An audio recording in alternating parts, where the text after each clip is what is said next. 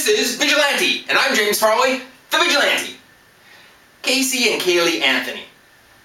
There's a lot there that I can make fun of and talk about. Unfortunately, I'm not going to do it. Because, you know, the bottom line is, the punchline about all those kind of things is that there's a dead girl. A dead little girl. And that is just too sad, too serious to make fun of. But I think, like a lot of you, I'm kind of interested in it. I'm watching it, watching Nancy Grace, watching CNN, watching the internet, looking for any little information that comes out, you know, because I think we all want to see the girl's body found and justice done. But watching some of this coverage, I am kind of amused at some of the opinions that some of the commentators have and kind of where they're coming from on this whole issue, and they think that their kind of responsibility or part is to play in this whole kind of situation playing out. So take a look at this, and I'll talk to you on the other side. The wild, ugly protest going on outside with signs and people behaving, in my opinion, very badly. I don't know who these looky-loos are that feel the need to come and protest like some witch hunt in front of any family's home about a case that is still in progress. But there they are, and in the midst of this demonstration at about 8 o'clock tonight, at around 8:25, you can see the police backing them off. So that was Velez-Mitchell talking about the scene outside of the Anthony home. And I thought it was funny for a number of different reasons. One is that she asked the question, who are those people? Who are those looky-loos out there?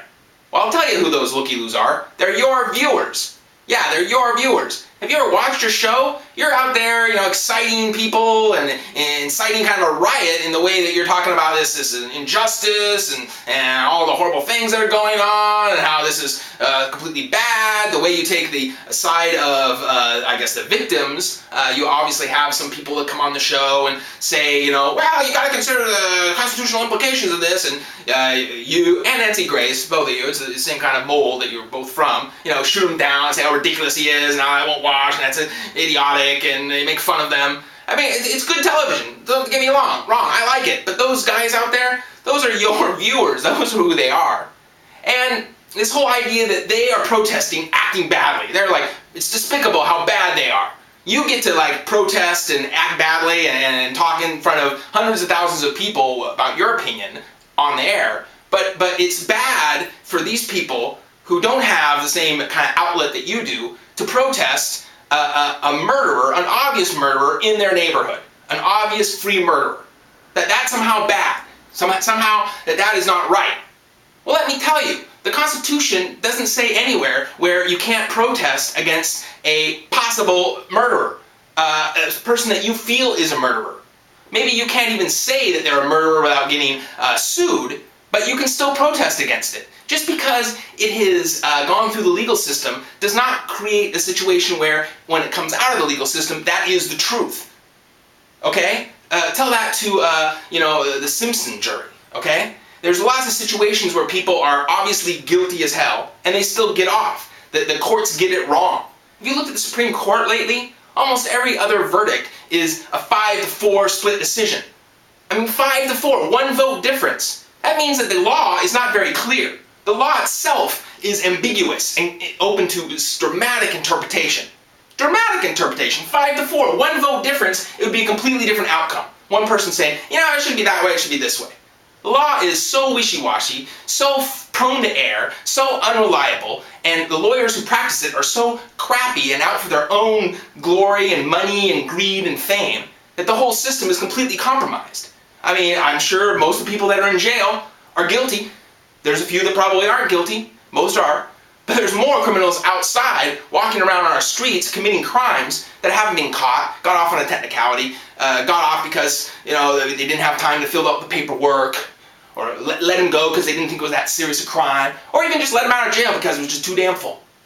But that's the kind of court system and reality that we live in the real world, not in your little media world where somehow something that goes to court somehow comes out of this process as the truth. And then can be, sure, if he was actually proven to be guilty, then you could protest her. But before it's actually proven to be guilty, you can't protest. That's just acting badly. That's, getting in the way of all the media that's out there.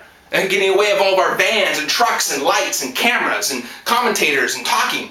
Get the fucking protesters out of the way so we can make the mob scene and we can get our money, we can get our fame, we can get our story done. But you protesters that kind of want this girl to go away or don't like this kind of thing going on in your neighborhood, we don't want to hear about you. You're just acting badly. You're despicable, pathetic. She looks down on you. Jane Velez-Mitchell looks down on those people who are, have signs and are taking it to the street and, saying, we don't want you here and we want you out of the neighborhood.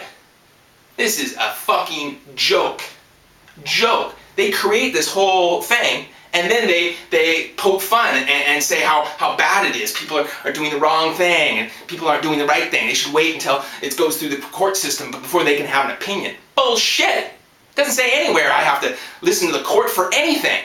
If the court comes out and says she's guilty, or the court comes out and says she's innocent, I don't give a fuck. Not a fuck. That's how much respect I have for the courts. I'm going to make up my own mind. Yes, I have my own mind. I can take the information in, and I can make it up myself. I don't have to wait for some fucking judge, 2 lawyers, and then, 9 jurors to tell me what is true and what I know. And as the vigilantes out there, I want to make sure that you know that you don't take that shit either. You know what's up. You know what's real. You know what's true. You know what's honest. And don't let anybody, a lawyer, a cop, a politician, tell you any shit differently. So, James Frog, Vigilante Center, Vigilante